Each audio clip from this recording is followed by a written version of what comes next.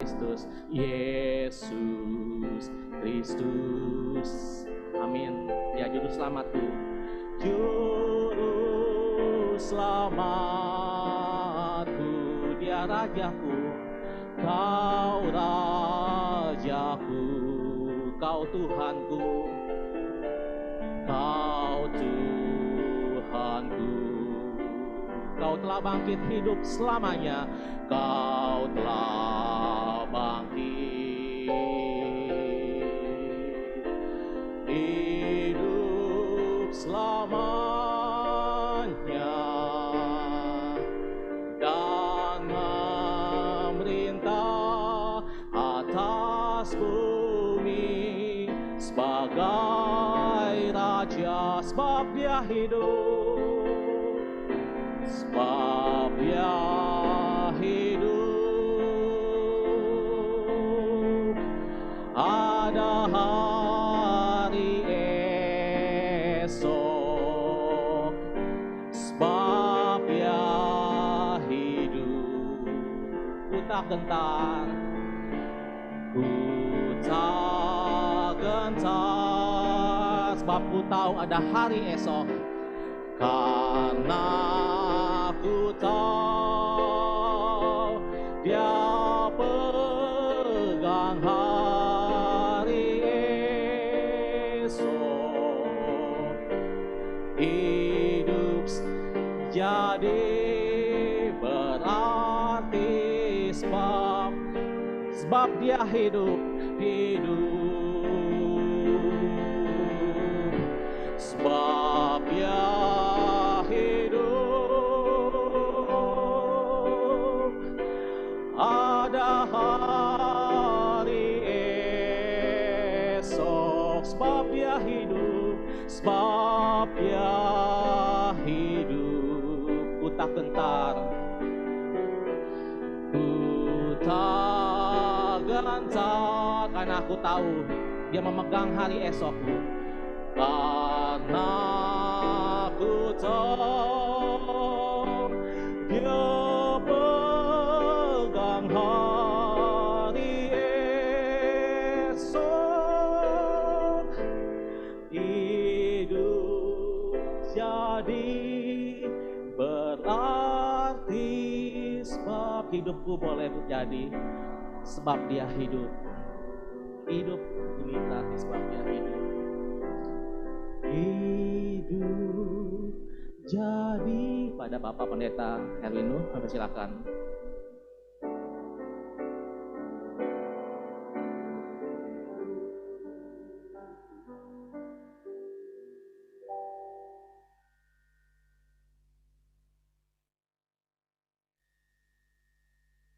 Mari kita tundukkan kepala, kita masuk dalam doa.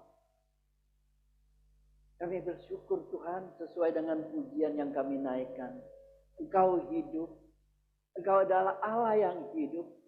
Engkau hidupkan juga kami yang sudah mati.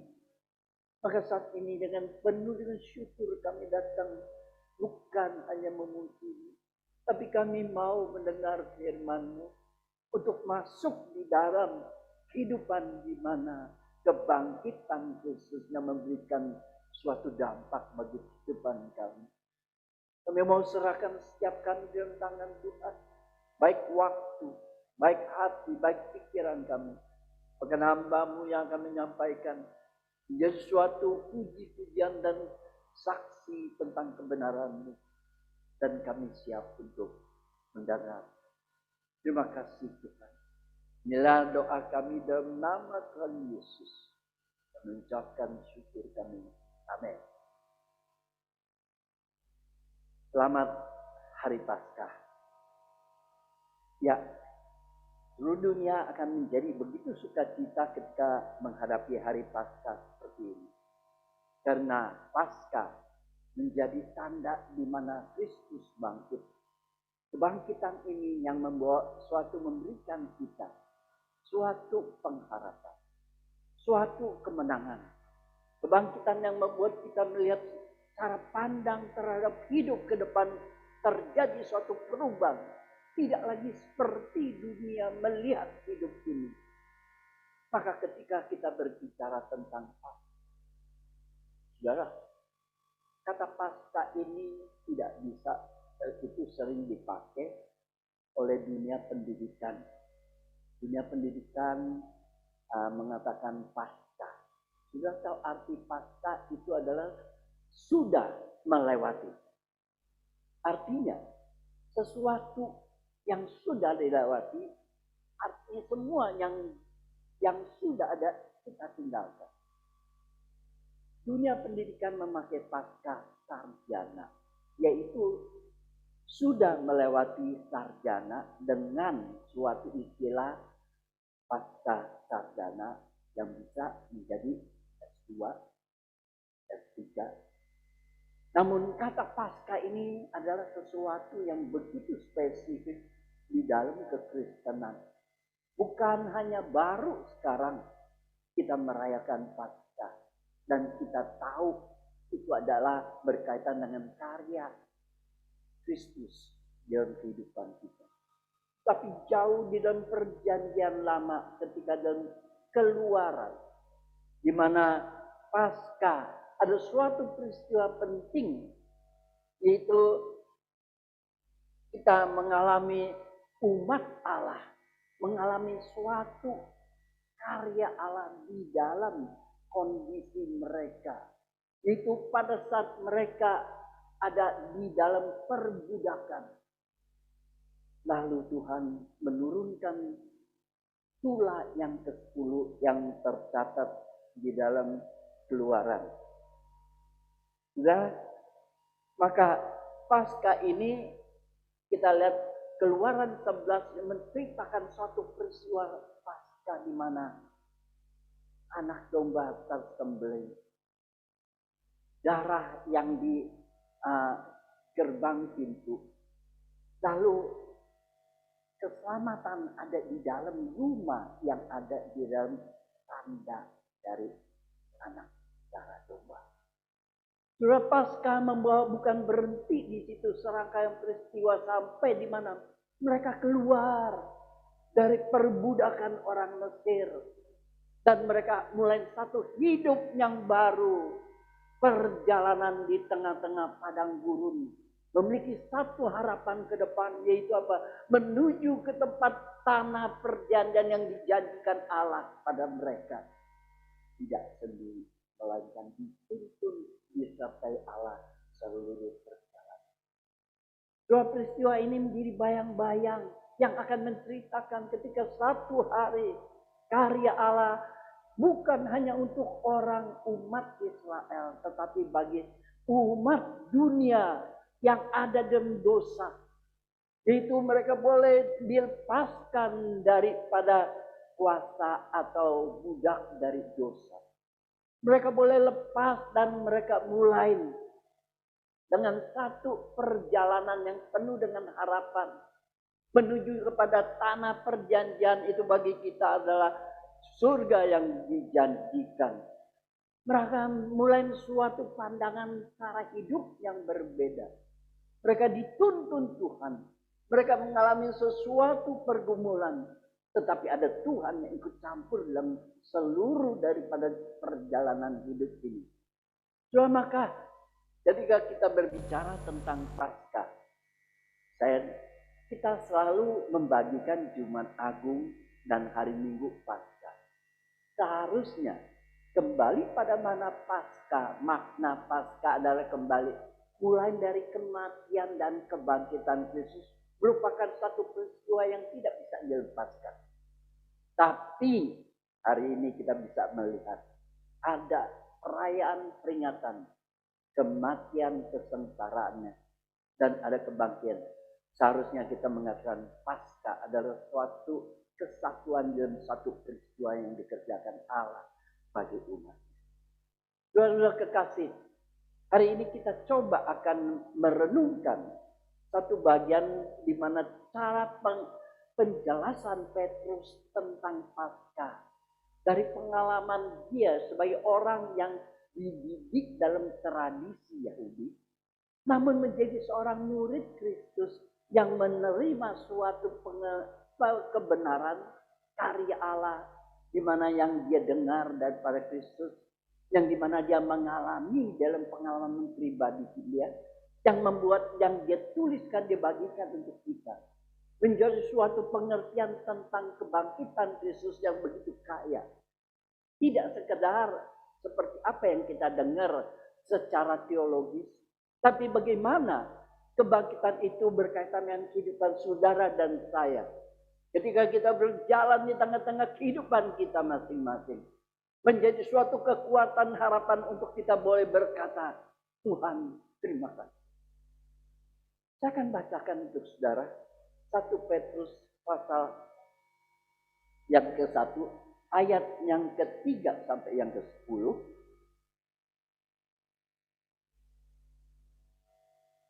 Terpujilah Allah dan Bapa Tuhan kita Yesus Kristus, yang karena rahmat-Nya yang besar telah melahirkan kembali oleh kebangkitan Yesus Kristus dari antara orang mati, kepada suatu hidup yang penuh pengharapan, untuk menerima suatu bagian yang tidak dapat binasa, yang tidak dapat semar, dan yang tidak dapat layu, yang tersimpan di surga bagi kamu.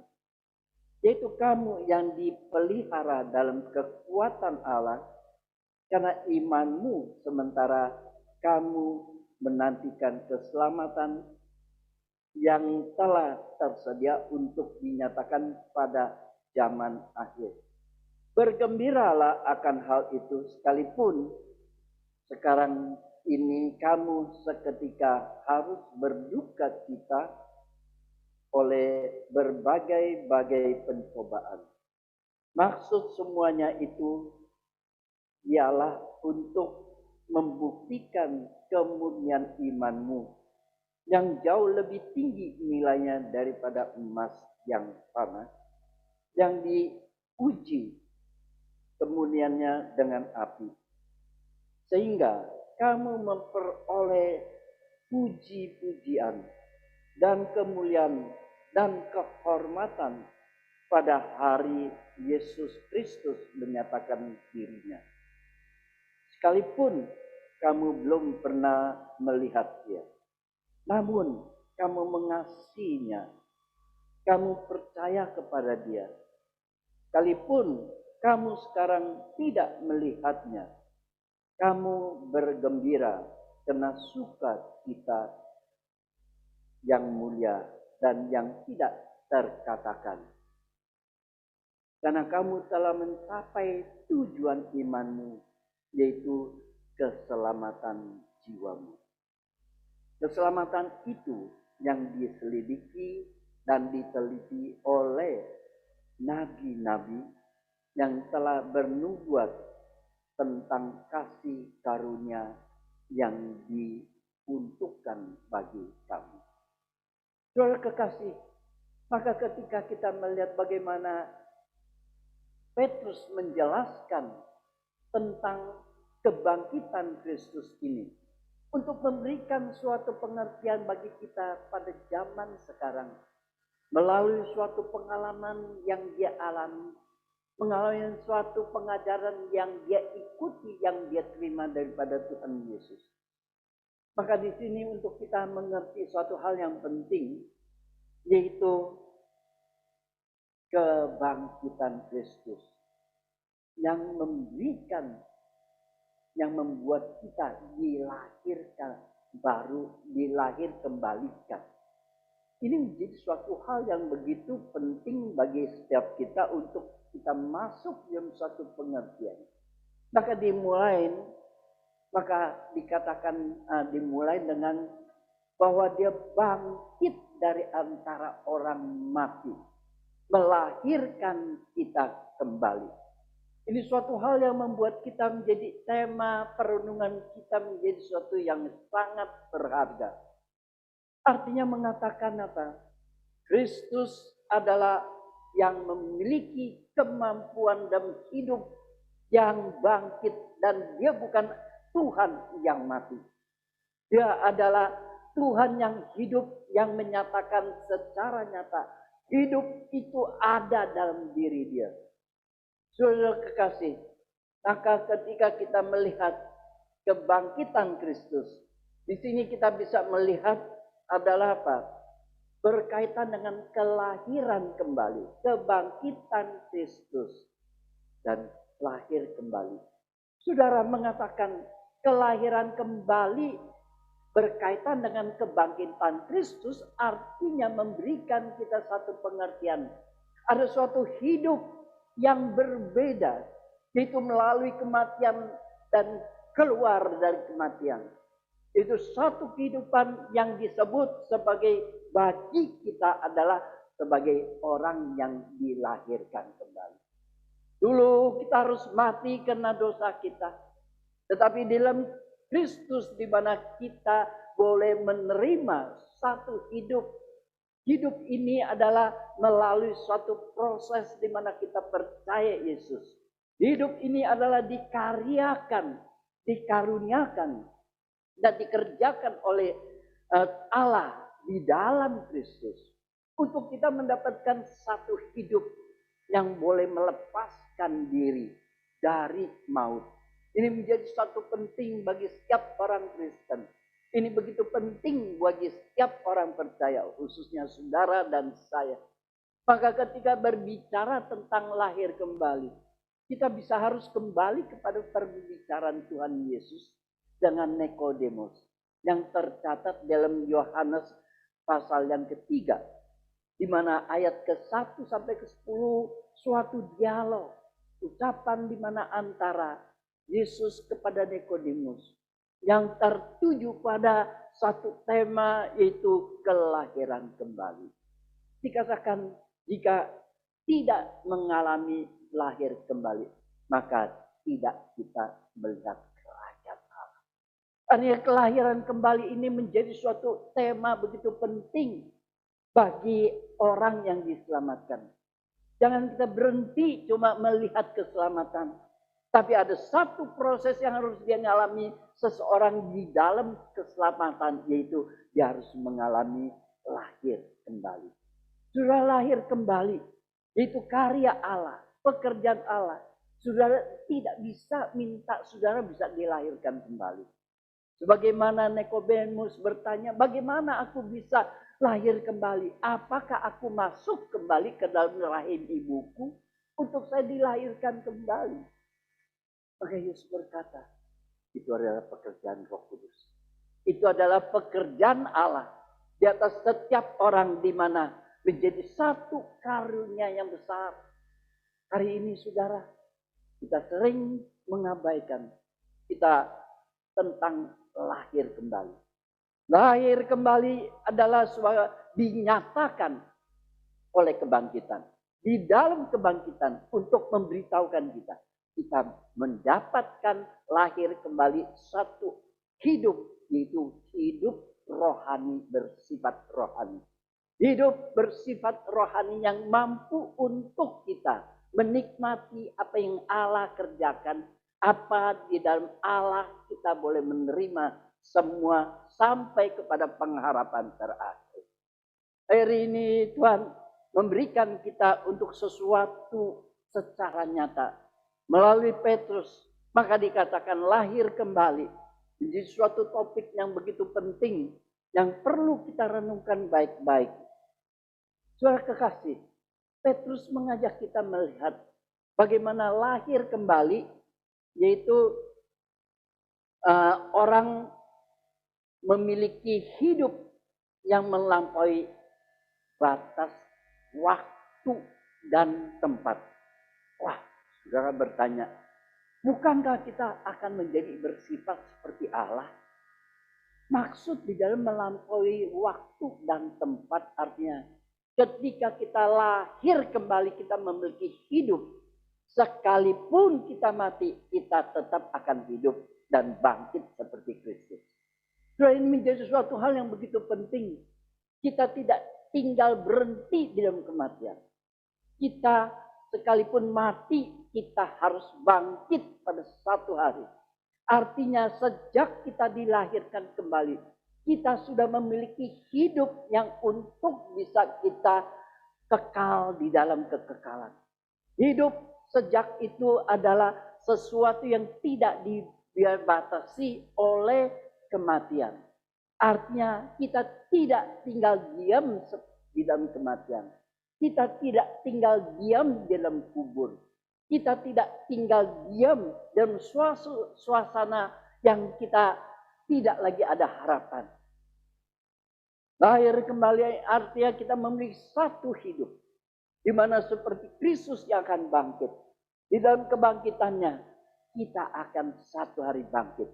Waktu kita bangkit, kita tidak lagi dibatasi oleh waktu. Kita tidak dibatasi oleh ruang. Kita tidak diam dalam kubur. Kita tidak diam hanya sebagai debu. Tapi kita akan menuju kepada surga. Di mana terbatas manusia yang fana ini semua sudah lenyap di dalam kuasa kebangkitan Kristus. Mendapatkan satu hidup yang begitu indah. Surah ini menjadi suatu hal yang bagi kita yang perlu kita sukacita. Karena melampaui waktu dan tempat. Kita tidak akan diam di situ. Tapi kita akan masuk di dalam kekekalan. Kita tidak diam di situ. Kita akan masuk bersama dengan Kristus di surga. Maka ini menjadi suatu hal yang perlu kita perhatikan bersama. Yang kedua, memiliki hidup yang dipelihara dalam kekuatan Allah. Di mana Petrus mengatakan apa? Kita yang dilahirkan kembali, kita memiliki satu hidup yang dipelihara oleh kekuatan Allah. Yang kita terima melalui iman. Saudara, kekuatan Allah itu ketika kita dalam hidup yang perjalanan hidup ini. Bukan hanya nanti yang akan datang. Tapi ketika lahir baru ini kita ngalami juga. Dan kita terima semasih kita lagi hidup. Semasih sekarang kita hidup. Yaitu adalah apa? Dipelihara oleh kekuatan Allah di dalam segala hal oleh melalui iman kita. Petrus mengatakan, engkau orang dilahir barukan. Engkau mengalami dipelihara oleh Allah dengan kekuatannya. Untuk kita boleh mengalami dalam hidup setiap waktu, setiap masalah. Ada kekuatan Allah. Ada kuasa Allah. Karena kita menjadi milik Allah. Allah yang ikut bertanggung jawab di dalam seluruh perjalanan hidup kita. Sampai nanti kita tiba kepada tujuannya. Hari ini menjadi satu jaminan. Maka Petrus mengatakan, kuasa Allah terus bekerja dalam hidupmu. Bekerja sekalipun di dalam suka maupun duka.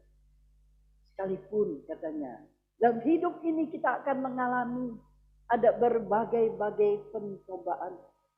Ini menjadi suatu kabar yang menguatkan kita. Kabar yang boleh meneguhkan kita. Melalui iman kita melihat dan kita menerima pemeliharaan Allah di dalam segala situasi. Bukankah kita sekarang dalam satu situasi yang tidak menentu? Kabar berita yang mulai dari ekonomi, mulai dari ketegangan politik, mulai dari penyakit, COVID dan segala macam. Yang membawa kita masuk di dalam satu situasi membuat kita bingung. Kita nggak tahu harus bagaimana. Apakah ada jaminan? Ada apa? Ingat, lahir kembali itu orang-orang yang dipelihara oleh kuasa Allah. Mulai dari kita menghadapi segala situasi. Mulai kita bergumul. Mulai menghadapi kesulitan. Tapi ingat, kita adalah orang yang dilahir kembali.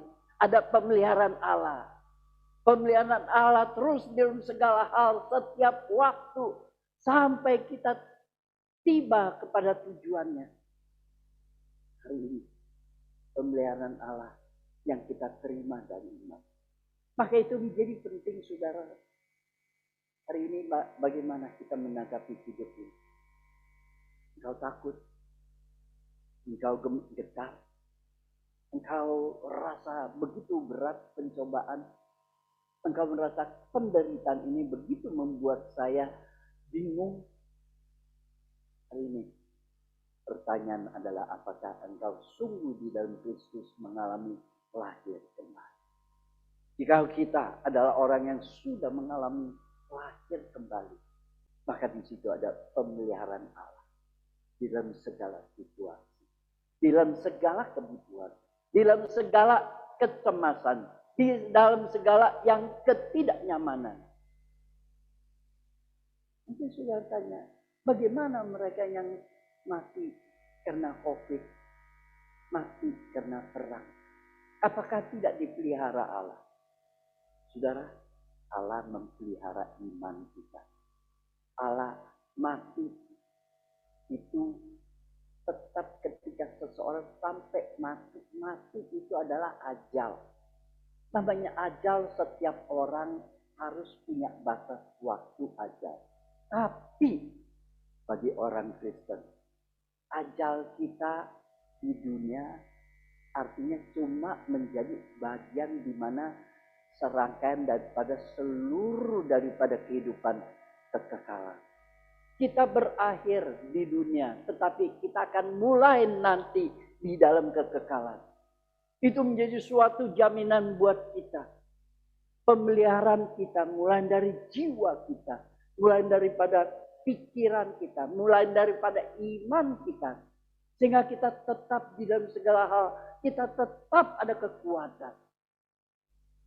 Mari saudara kekasih, kelahiran baru menjadi sesuatu yang penting. Karena pemeliharaan Allah bukan hanya sekedar untuk dalam hal fisik, tetapi mulai dari hal yang di luar fisik adalah iman dan jiwa kita. Tetap dia pelihara dan dijaga. Berapa banyak kita nggak bisa nembus, kita harus mati. Itu adalah ajal. Kalau bisa mati, kita berkata, Tuhan, karena kematian adalah gerbang mengantar saya masuk kembali kepada anugerah di mana yang telah disediakan. Itu satu hidup yang kekal. Jangan kita pikir, kenapa Tuhan membiarkan saya sakit lalu membuat orang itu mati? Kenapa Tuhan begini? Tapi engkau tidak pernah pikir, serangkaian hidup kita tetap ada di dalam kuasa pemeliharaan Allah. So, hari ini mau mati, berapa banyak orang mau mati tapi nggak bisa mati. Tapi berapa banyak orang yang mau takut mati tetap mati. Tapi bagi kita orang Kristen yang telah dilahirkan kembali, mati dan hidup itu tidak menjadi sesuatu hal yang penting. Yang penting adalah apa? Saya hidup di dalam pemeliharaan Allah dan kuasa Allah.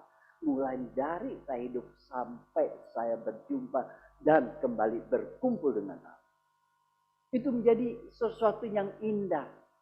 Karena kita tidak lagi hidup di dalam keterbatasan sementara yang ada. Tapi kita menembusi sementara masuk di dalam kekekalan. Saudara, lalu dikatakan apa? Kita memiliki hidup yang dipelihara dan Allah, kita memiliki suatu tuntunan atau pengharapan. Pengharapan kita adalah pengharapan di dalam kekekalan.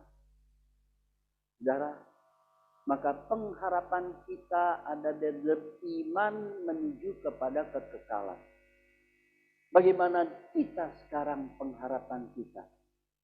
Pengharapan kita dibawa kepada kekekalan di mana kita boleh melihat bahwa ada sesuatu yang telah disediakan oleh Allah di dalam Kristus bagi kita. Itu apa? Suatu yang tidak bisa lagi. Suatu yang tidak bisa hilang. Suatu yang tersedia yang begitu berharga. Itu apa? Hidup kekal bersama dengan Dia. Namun kita masih tetap ada pengharapan-pengharapan dalam dunia ini. Selain ada pengharapan yang kekal. Di dalam kehidupan kita ini kita masih punya pengharapan. Pengharapan kita kalau kita dibangun di atas apa yang ada di dalam dunia ini. Kita akan kecewa. Karena dunia bisa berubah. Tidak bisa menyesuaikan sesuai dengan apa yang kita harapkan. Dunia bisa berubah. Kita harapkan dunia satu hari bisa damai. Tetapi kenyataannya, saudara, apakah hari ini dunia semakin damai? Tidak. Dunia semakin maju, tetapi membuat dunia semakin mengerikan. Bisa bayangkan, dengan kemajuannya negara adidaya, mereka terus menciptakan alat perang yang semakin canggih. Di dalam kecanggihan saudara pikir, maka orang mengatakan, kali ini perang dunia ketiga mungkin dunia hancur. Sangat mengerikan. Kalau rudal satu hantam, kemampuan rudal sekarang diciptakan semakin hebat.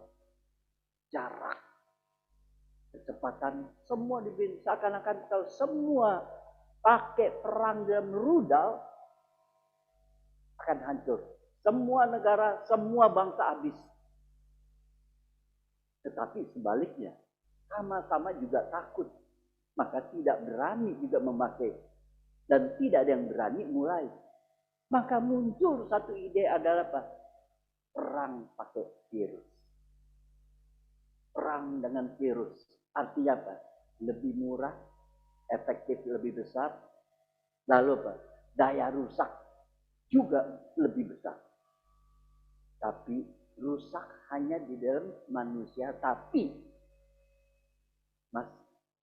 setiap negara masih bisa eksis masih pada mereka masing-masing.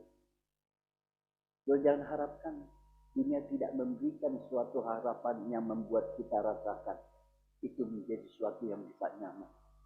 Harapan kita hanya kepada Kristus yang telah bangkit, yang membawa kita di dalam harapan yang kekal. Kalau kita punya harapan yang kekal, artinya apa?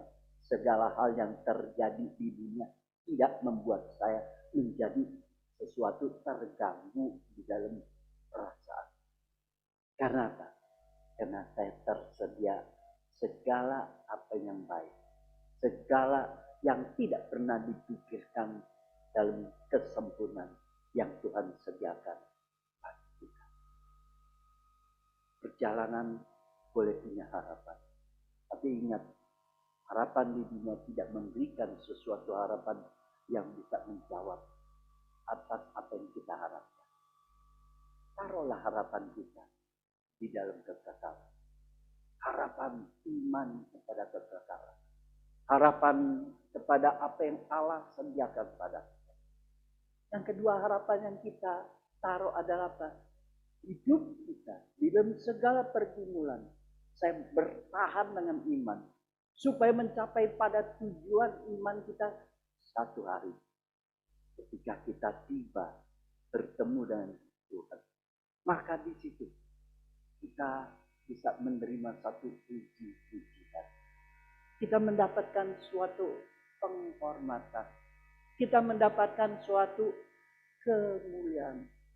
Karena di dalam perjalanan iman kita, kita tetap berharap dengan iman kepada Tuhan di dalam hal yang kekal, di dalam apa yang Tuhan nyatakan baik dan saya jalankan sesuai dengan iman saya. Hari ini saudara, Apakah kita masih di dalam pergumulan kesulitan? Masihkah di dalam kekecewaan? Masihkah banyak hal yang mengganggu dalam segala pikiran dan kenyamanan kita? Taruhlah harapan. Sekalipun saya boleh mati, tapi saya tetap dalam iman. Saya melihat harapan di mana Allah sediakan yang terbaik. Maka mati tidak menjadi suatu hal yang begitu menakutkan. Mati bukan suatu hal yang menjadi serius. Sakit menjadi suatu pergumulan kita melihat bagaimana Tuhan bekerja dalam kehidupan kita. Penderitaan untuk kita melihat bagaimana penderitaan itu membuat saya semakin mengerti bagaimana Tuhan di dalam penderitaan saya memberikan menjadi kekuatan bagi saya. Semua tidak menjadi sesuatu yang kecewa. Tidak membuat kita menjadi sesuatu yang ketakutan. Karena pengharapan kita dikekal. Mari saudara, kebangkitan Kristus memberikan pengharapan. Hari ini, apakah kita sudah mendapatkan pengharapan di dalam iman untuk menggapai apa yang Tuhan sediakan? Jika iya, kita katakan Tuhan terima kasih. Karena saya tahu, saya ada dipelihara dalam kuasa dan kekuatan Allah. Maka saya boleh melewati segala hal pengharapan saya karena bukan di dunia, tetapi di kekekalan. Itu menjadi suatu tujuan iman yang indah. Pengharapan saya ketika satu hari saya berjumpa dengan Tuhan, saya mendapatkan suatu pujian, Engkau hamba yang setia, Engkau hamba yang baik, Engkau pantas ikut di sampingku menjadi hamba yang ku hargai.